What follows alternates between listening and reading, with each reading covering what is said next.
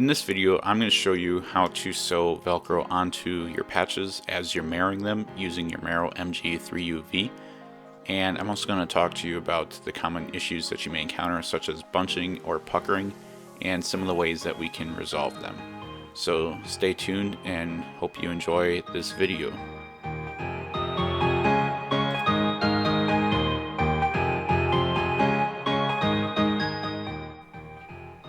So here's the patch that we're actually going to be making.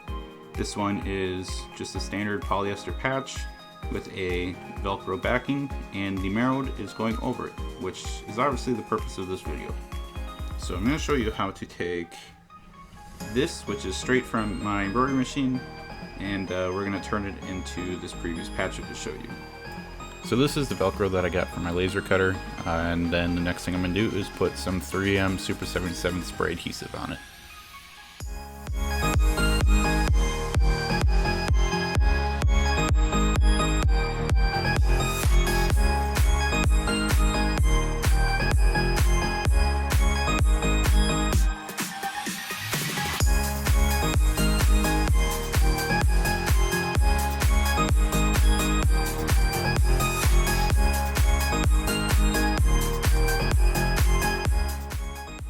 So I just wanted to take a second to show you, right now I'm about to go over the starting point, and as soon as that starting point passes that little thumb on the right side by the presser foot, you're going to see that the patch is going to stop turning and it's going to go straight back. Right there, it jumped, and we're going to talk about how to fix that after this.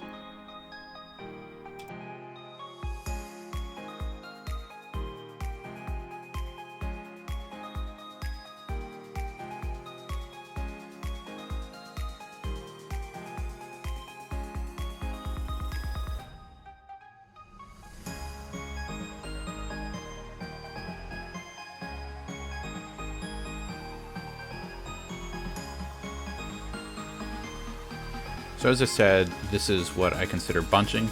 You can notice how the border gets a little bit thicker in a spot, and that's because that's where the starting is, and it got a little hung up and prevented it from going through, which resulted in more loopings being put in a smaller concentrated spot. So in case you're having issues with the feed dogs not grabbing and turning the Velcro patch, here's what you can do to try to help that. So you want to get the presser foot out of the way and use a hand wheel to bring the needle to about this position, and you want the feed dog to be at its highest point. Now use a screwdriver, loosen the screw on the side that I'm going to show on camera, and you want to have it just loose enough that you can slide the feed dog up and down. Then using a screwdriver, add just a little bit of pressure onto it so that it'll kind of hold it, and use your finger to kind of push it down a little bit until it's just above enough where it should give you a bit more resistance with the Velcro now. So next thing you might have to do is adjust the pressure foot.